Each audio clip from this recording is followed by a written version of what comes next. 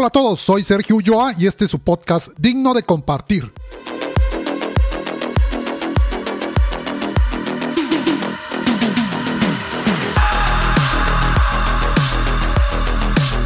Este episodio 22 lo titulé Ama tu caos es tu diferencia, primera parte.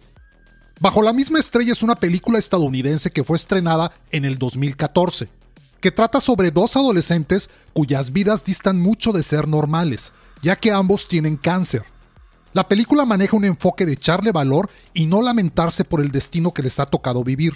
A principios de este año tuve la fortuna de ver una entrevista a un escritor español que durante su adolescencia enfrentó al cáncer, y en base a ello escribió un libro que fue la inspiración para series y películas que terminaron haciendo una especie de marca, donde muchos, después, hicieron películas en diferentes países, incluyendo Bajo la misma estrella. Por ello, este episodio y el próximo 23 lo dedicaré a la historia de esta persona. La obtuve del libro El Mundo Amarillo y de una entrevista que le realizaron. Acompáñenme a conocerla.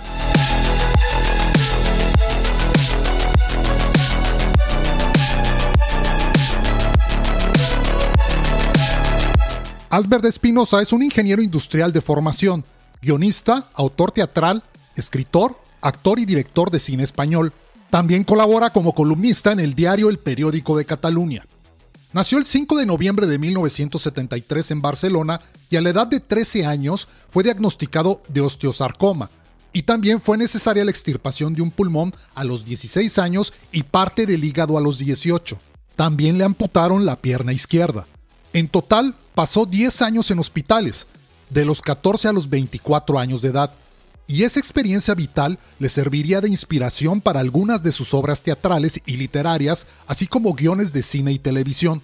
Comenta: como muchos saben, tuve cáncer, y en aquellos años recuerdo que dejé el colegio con 14 años y tuve la gran suerte de estar educado con mi madre hospitalaria, que era una mujer de 92 años increíble, de Zaragoza, y nos tomó a todos los chavales que teníamos cáncer, a todos nos faltaba una pierna.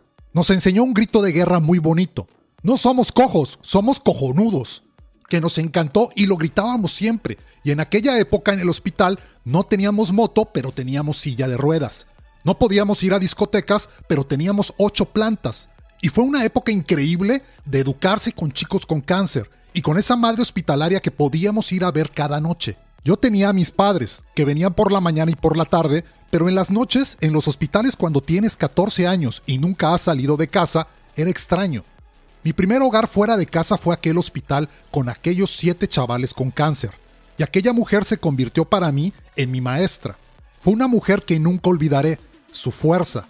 Ella siempre decía que nos educaba a ser valientes en la vida, en el amor, en el sexo, y aquella mujer nos contaba historias maravillosas. Ella decía que, sobre todo, había que aprender a decir no. En aquella época yo no pensaba que pudiera decir no a nada, pero poco a poco, con los años, entendía a lo que se refería. Aquella mujer siempre decía: cuando crees que conoces todas las respuestas, llega el universo y te cambia todas las preguntas. Y ella decía que el universo nos quería mucho porque en aquella época nos hacía cambiar nuestras respuestas para encontrar nuevas preguntas. Me eduqué junto a ella y me enseñó a perder para ganar. Me dijo que cualquier pérdida es una ganancia, con lo cual me comentó: tú no has perdido una pierna, sino que has ganado un muñón. Tú no has perdido un pulmón, sino que has aprendido a saber que con la mitad de lo que tienes puedes vivir. Y como el hígado me lo quitaron con forma de estrella, ella me enseñó que ahora llevaba a un sheriff dentro de mí. Pasé mucho tiempo junto a ella y fue una sensación de que ella, con 92 años, tenía toda la vida que yo y mis amigos pensábamos que quizás nunca tendríamos. Se había casado 4 veces, había tenido 23 trabajos y nos parecía una persona absolutamente alucinante. Recuerdo un día que me dijo: no confíes en nadie que no tenga libros en casa. Yo no sabía a qué se refería, pero con los años lo he acabado de entender. Siempre me decía que había libros que te curaban, libros que te podían ayudar a entender la pérdida de un padre, de una madre, de un amor. Siempre me hablaba de Oscar Wilde, de Profundis. Me decía que era un libro que servía para todo porque podías encontrar allí, en esas páginas, el dolor máximo. Creo que ella me enseñó a amar la forma con la que me iba a construir mi cuerpo. Tuve suerte de estar junto a ella cuando me cortaron la pierna. Me dijo que podía realmente el médico construir como quisiera el muñón, y fue bellísimo, porque realmente lo dibujé, Hice como un dibujo del muñón y mi muñón es idéntico a aquel dibujo.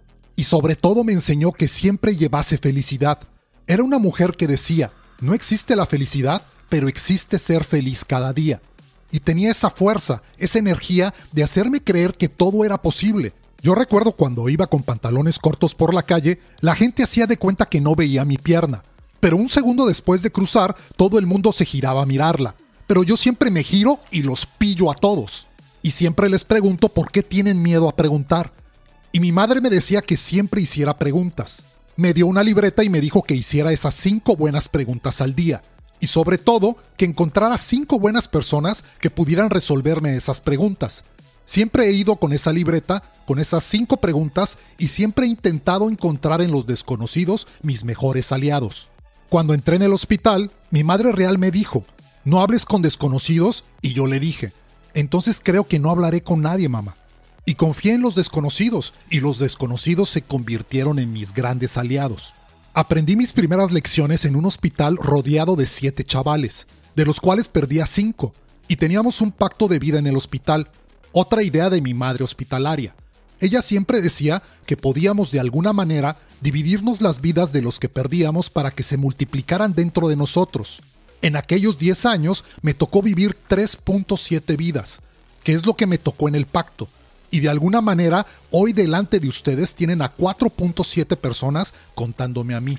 Y yo siempre llevo los anhelos, los deseos de esas 3.7 personas de los que me dividí sus vidas. Les prometí que siempre intentaría cumplir sus deseos, que siempre mantendría al niño de 14 años que era cuando perdí la pierna, cuando empecé con esa batalla de 10 años contra el cáncer, y nunca olvidé a mi madre hospitalaria. Creo que para mí, ella tenía una fuerza, una dulzura y un amor, y se convirtió en mi gran maestra. Y por eso hoy quiero contarles la historia de que muchas veces los grandes maestros te los encuentras en cualquier sitio, y a veces en una habitación. En aquel caso, era la 307 de un hospital de Barcelona, donde vivía la mujer que más me cuidó, la mujer que más pensó en aquellos chavales y la que hizo que nos sintiésemos orgullosos de toda pérdida, y que entendiésemos que si haces el duelo suficiente, toda pérdida se convierte en una ganancia. Ella tiene mucho que ver con mi forma de ver el mundo. Yo recuerdo el día que me cortaron la pierna, me dijo que hiciera una fiesta de despedida de la pierna, que invitase a gente que tuviera que ver con la pierna, y yo tenía 14 años y pensé, bueno, vale, haremos una fiesta. E invité a gente que tuviera que ver con la pierna. Invité aquella noche a un portero de fútbol al que le había metido 40 goles.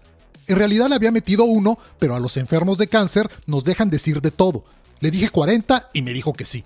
Invité a una chica con la que había hecho piececillos bajo una mesa en el colegio, y también vino. Y recuerdo que el último baile a 2 piernas lo hice con mi enfermera a ritmo de una canción que le gustaba mucho a mi compañero de habitación, que era Espérame en el cielo, de Antonio Machín, que era como ideal para el momento que se iba la pierna. Y recuerdo que hice ese baile. Luego cuando me cortaron la pierna no noté el fantasma, que es la sensación de notar la pierna cuando no la tienes, porque creo que me despedí tan bien que hasta el fantasma se fue. Luego me dijeron si quería dar la pierna a la ciencia o enterrarla. Yo la di a la ciencia, pero no sé bien por qué la ciencia no la quiso y me la devolvió. Y la tuve que enterrar, y eso me da la oportunidad de decir una frase que me encanta.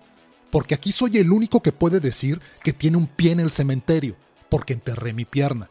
Pero como perdí la pierna izquierda, también soy el único que puede decir que siempre me despierto con el pie derecho. Eso también es una de las grandes ventajas, y todo eso nace de una mujer que creía realmente y que siempre me dijo: los gobiernos funcionarán bien cuando un presidente del gobierno tenga entre 14 y 16 años o entre 90 y 92. Dice, somos los grandes olvidados, no nos tienen en cuenta en muchas cosas, pero por un lado o por otro, cuando tienes de 14 a 16 o de 90 a 92, la vida te resbala. Yo realmente vivo mucho al día, pensando realmente esa especie de carpe diem, pero tiene mucho que ver con que con 15 años y medio todo se torció. Mi médico me dijo que me quedaba un 3% de posibilidades de vivir. Me dijo que fuera a una isla, a Menorca, a pasar el último mes de mi vida. Y fui a un hospital precioso de Menorca que le llamaban el Hilton de la Muerte. Y realmente era muy bello. Era un hospital para ir a morir, pero también era un hospital para ir a vivir. Allí aprendí que si aprendes a morir, aprendes a vivir. Estuve en aquel hospital con mis padres y sabía que me quedaban 30 días de vida. Y justamente ahí encontré la felicidad. Había muchos niños como yo que tenían enfermedades terminales, pero estábamos todos felices. Sabíamos que era el fin. Yo sabía que realmente me llegaría. Habían muerto muchos amigos míos, pero no veía la muerte como algo triste. Tampoco lo veo ahora. Mi médico me dijo, cuando llegues a los 50 serán como los 84 de otra persona, porque te han dado mucha quimio, mucha radio. A mí me hicieron 400 radiografías e hice 250 TACs. Y siempre tuve la sensación de que moriría joven, pero no era algo que me entristecía. Yo aproveché aquellos 30 días a tope, pero fue un poco como lo que he contado de la pierna que me la devolvió la ciencia.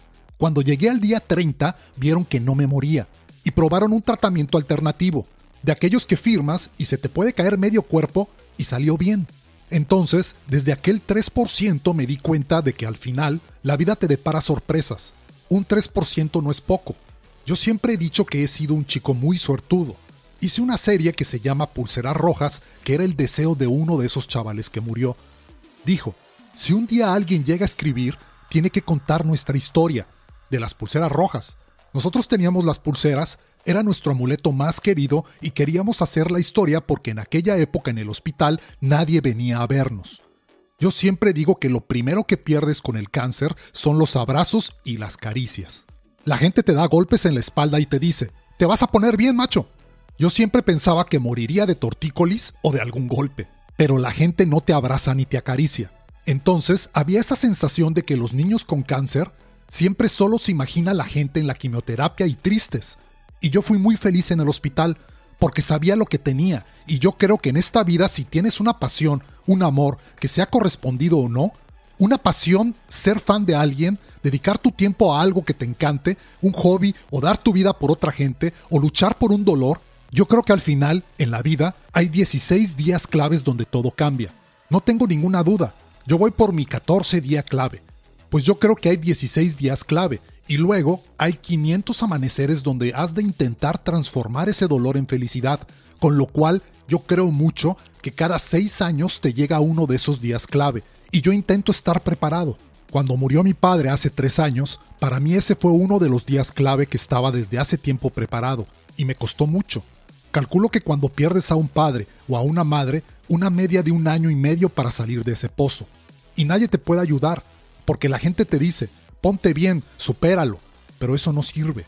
Y muchas veces te rescatan más los libros o una conversación en una noche con un desconocido o desconocida que te abres. Un amarillo que les llamo, te lleva a salir de ahí. Y luego el día 17 clave, que es tu muerte, que se la pasas a alguien, que es alguien que tiene que superar esa tristeza. Pero para mí la felicidad siempre ha sido y ha tenido mucho que ver con las piernas ortopédicas. Las piernas ortopédicas cada 5 años dejan de funcionar. Es muy curioso, porque las piernas ortopédicas, así como los iPhones, cada año Apple saca uno, las piernas ortopédicas solo cambian cuando hay una gran guerra. Es así, porque es cuando hay mucha demanda. Entonces mi ortopeda, que se llama Cristo, que es perfecto porque muchas veces él dice, Dios te quitó la pierna, Cristo te la devolvió. Con lo cual es una frase perfecta. Y con tu ortopeda tienes casi una historia de amor, porque le tienes que confesar todos los dolores, pues la pierna vas cambiando. Yo primero llevé todas, la pierna mecánica que era bastante terrible, porque vuelve muy rápido. Luego durante mucho tiempo llevé una pierna hidráulica, pero tenía un problema, que a veces perdía aceite cuando ibas por una calle y venía una señora y te decía, estás perdiendo aceite. Es verdad, había un reguero de aceite y al final estaba yo. Ahora ya existe la pierna electrónica y solo tiene un problema, que es que cada noche la tienes que cargar. Y cuando voy, como hoy, a un hotel, normalmente solo hay un enchufe y tengo que decidir si cargo el ordenador portátil, el móvil o la pierna ortopédica. Cada 5 años la pierna se autodestruye. Tiene esta obsolescencia, te la tienes que cambiar, pero lo más bello es que cuando te cambias de pierna, yo creo que cambia tu forma de andar y cambia la risa. Yo estoy muy contento de esta última porque tú la eliges. Eliges la forma. Yo soy muy fan de la película Terminator y entonces escogí una que tiene por la parte de abajo una cosa muy Terminator y a los niños les gusta mucho. Soy muy protestón, hago broncas y he acabado en 2 calabozos, uno de Portugal y otro en Nueva York, porque me parece que hay que luchar mucho contra las injusticias. La última en Nueva York fue porque una señora en silla de ruedas llevaba para su nieto una bola de estas de nieve, de estas que las mueves, y le dijo el guardia de seguridad que llevaba la bola de nieve más agua de la permitida, y que o la pinchaba o la llevaba a facturar. Una mujer de casi 90 años. Bueno, yo le armé un pitote, y le acabé diciendo, cuando ya no nos poníamos de acuerdo, ojalá algún día tú acabes en una silla de ruedas y te encuentres un gilipollas como tú pidiéndole este favor. Acabé directamente en el calabozo, pero les puedo asegurar que éramos 4 en el calabozo, y fue de los momentos más felices de mi vida, porque cada uno tenía una historia más absurda por la que había acabado ahí. A los 46 me rompí la cadera. Iba a ver a Franco Battiato, que se había roto la cadera, y me rompí la cadera yendo a verlo. Y romperse la cadera fue la cosa más bella que me pasó. Pude pasar un mes con mi madre, y también pasó algo increíble, que es que me pusieron un tornillo en la cadera, y yo siempre había tenido la sensación que me faltaba un tornillo, con lo cual me equilibré, y siempre tuve la sensación que el mes que pasé en silla de ruedas aprendí mucho. Había una chica que conocí que va en silla de ruedas desde hace 30 años, y ella me enseñó una frase. Me dijo, o entramos todos o no entra nadie. No debería haber escalones en este mundo. Y a partir de ese día, no he ido a ningún sitio donde hubiera escalones. Me cambié de gimnasio donde había escalones, no voy a restaurantes donde hay escalones y pienso mucho que sí, o entramos todos o no entra nadie. Y ella me contó que iba en silla de ruedas, que siempre iba a la altura de los traseros. Y dice, hay 1 o 2 traseros que valen la pena, pero la mayoría no lo valen. Y yo lo descubrí. Y realmente tienes esa sensación de ver el mundo desde otra perspectiva. Y romperse la cadera es una cosa que recomiendo a mucha gente. Te sitúa a otra altura. Te das cuenta de quién te quiere y quién no al instante. Y sobre todo, tienes mucha felicidad. Mi pierna es una de las cosas más bellas. Y muchas veces cuando voy a la piscina me quito la pierna. Vienen los niños, quieren ver la pierna. Y siempre vienen los padres y dicen, no molestes al señor cojo. Me gusta mucho lo del señor cojo. Me da pedigrí. Pero yo les enseño a los chicos la pierna. Les digo cómo es. Les explico lo que vale una pierna. Vale 45,000 euros y dura 5 años. Y cuando estoy nadando, siempre les veo dando vueltas alrededor de la pierna y digo, ¿qué hacen? Estamos vigilando tu Porsche para que no te lo roben. Y yo creo que al final lo entienden todo.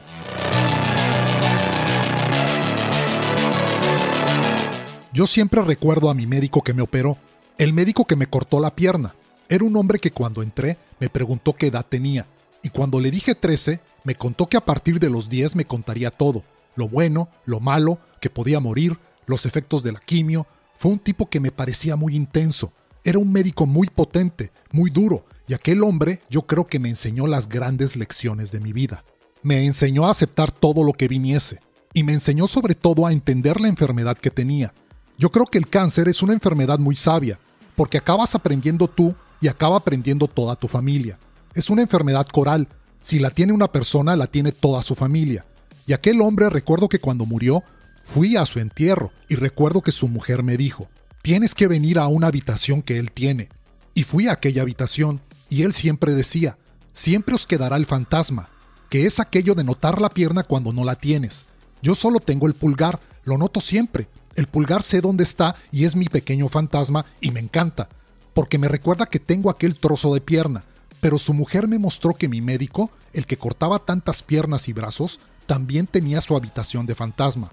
Él nos seguía, tenía recortes de periódico y para ellos éramos nosotros sus fantasmas, la parte viva que quedaba de lo que él había cortado.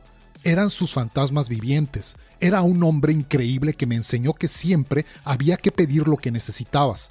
Él me decía, la gente no sabe lo que necesitas. Y yo muchas veces escribo a gente y le digo, mira, te he de contar algo que necesito, y necesito esto. Yo creo que la gente es muy difícil que te entienda lo que necesitas, y la gente no sabe pedir lo que necesita. Yo os puedo asegurar que el 99% de veces que le pido a alguien lo que necesito, lo consigo. Este hombre, este médico increíble, él me decía, no olvides preguntar todos tus miedos. Los miedos son dudas no resueltas. No dejes de preguntarlo. No tengas nunca miedo. Y sobre todo, me regaló la frase más bella. Me dijo, ama tu caos. Tu caos es tu diferencia. Tu caos es lo que te hace único. Él también decía, yo creo que el odio nace. Yo estoy muy de acuerdo. El odio nace de cuando no puedes manipular a alguien. Si no puedes manipular a alguien, lo acabas odiando. Y para mí, la gente muchas veces odia las diferencias. Mi madre hospitalaria me enseñó a ser valiente en la vida, en el amor y en el sexo. Y para mí, cualquier persona que elija a través del sexo, de la vida o del amor, una decisión, para mí no existe esa diferencia. Entonces, creo que la gente que odia las diferencias o le pone nervioso cosas, a mí me ha pasado mucho. Realmente con la pierna ortopédica hay mucha gente que le pone nervioso. Le molesta verla. Me parece absolutamente increíble. Yo encaro porque creo que es importante. No dar bronca, sino discutir. Creo que es muy importante poder discutir, darle tu punto de vista, que vea y que se enfrente a que existe otra realidad que la que vives. Yo creo que hay una diferencia. A mí no me importa que me miren por la calle. La diferencia es cómo miras, no que te miren. Yo también miro. Cuando veo a un chico sin un brazo me parece muy interesante, pero le miro con algo que decía Antonio Mercero, que fue un director increíble, bellísimo, un gran amigo que con el Alzheimer nos olvidó. Pero jamás lo olvidamos, y era un tipo con mucho humor. Cuando al final el Alzheimer ya le llegaba, yo recuerdo que iba a bares con él y pedíamos croquetas. Cuando nos íbamos siempre se iba sin pagar, y yo le decía, Antonio, que no hemos pagado, y decía, ya, pero creen que tengo Alzheimer. A mí me entusiasmaba su felicidad, y nos fuimos 3 veces sin pagar, y nadie decía nada, y tiene que ver con eso, la forma de mirar. Entonces, yo no creo que pueda dar pena. Pero como a la gente le das pena, yo nunca hago ninguna cola en el aeropuerto. Enseño la pierna y les das mucha pena. Digo, pues vale, yo me aprovecho. Yo recuerdo, cuando estuve en un vuelo, que yo siempre me pongo en la fila de emergencia. Pero hay una pierna que es mucho más grande que la otra. No se ve porque yo hago trucos, pero hay una que es mucho más grande. Y un día había ido al hormiguero y me dijo una chica, tú no puedes ir a la fila de emergencia porque tú tardarás en levantarte y tardarás mucho en salir si hay un accidente. Y digo, vale, ¿dónde tengo que ir? Y me dice, a la última fila del avión. Y digo, pero a ver si lo entiendo, yo soy súper lento, si hay un accidente, ¿cómo me salvaré? Y me dijo una frase que nunca me olvidaré.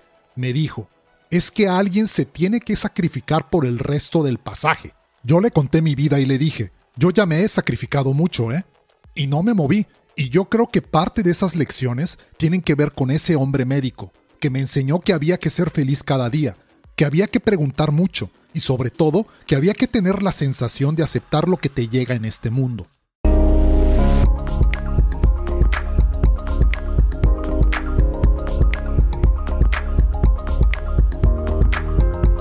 Creo que las historias de resiliencia siempre son dignas de compartir. Simplemente nos hacen reflexionar utilizando nuestra imaginación y haciendo uso de la empatía sobre cómo nos comportaríamos ante las situaciones que se narran. Y cuando hacemos ese ejercicio es cuando tenemos la grandiosa oportunidad, al ponernos en los zapatos de los otros, de entender de alguna manera su punto de vista y sentir hasta cierto punto por lo que pasaron. Dicen que nadie experimenta en cabeza ajena, frase que encierra cierta verdad cuando hablamos de adolescentes principalmente, quienes, aunque se les dice, terminan por hacer su santa voluntad haciendo a un lado los consejos. Sin embargo, espero de todo corazón que nos llevemos algún aprendizaje. En este caso en específico, de las historias de resiliencia tan extraordinarias que van desde accidentes, como en el caso del episodio 8 de John Wilson, quien pierde la vista, el episodio 17 de Albert Llovera, quien queda en silla de ruedas, los episodios 18 y 19 con la inspiradora historia de Fritz Thompson, quien por un accidente automovilístico queda cuadripléjico, pasando por consecuencias de guerra como el episodio 21 de Kim Phuc, también conocida a nivel mundial como la niña de Vietnam, quien sufrió por las llamas de las bombas de napalm, hasta este episodio, donde una enfermedad como el cáncer ataca a Albert Espinosa. Los invito, si no lo han hecho, a escuchar cada uno de estos episodios, con el afán de ser conscientes de lo afortunados que somos en nuestra vida. Todas estas personas aprendieron a ser felices con lo que se les dio, a ser felices ante las situaciones tan difíciles que tuvieron que afrontar, a disfrutar y aprovechar la vida, como menciona Fritz Thompson. A mis 33 años yo tenía la vida perfecta y no lo sabía. No esperemos nuestro camionetazo para valorar nuestras vidas. Entender que el poder ponerte de pie cada día al despertar, poder ver, poder saborear los alimentos, poder sentir un chorro de agua en la cara, son verdaderos milagros de la vida. No esperemos un camionetazo para entender la belleza que hay en el pasto, en un árbol, en la sonrisa de alguien, que realmente la felicidad está en las cosas sencillas, que el contar con salud y con nuestros sentidos ya es una bendición, El agradecer diario por todo nos irá acercando cada vez más a la felicidad.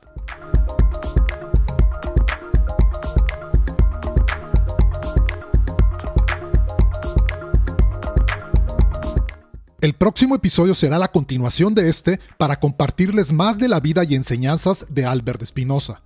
Espero les haya gustado y sea digno de compartir para ustedes. Te pido por favor des clic en seguir en la plataforma de tu preferencia y lo califiques con las estrellas que consideres.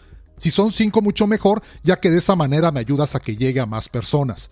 Si lo escuchaste en YouTube y te gustó, por favor apóyame con un me gusta y suscríbete al canal. Nos escuchamos en un nuevo episodio el próximo lunes. Un abrazo y excelente inicio de semana.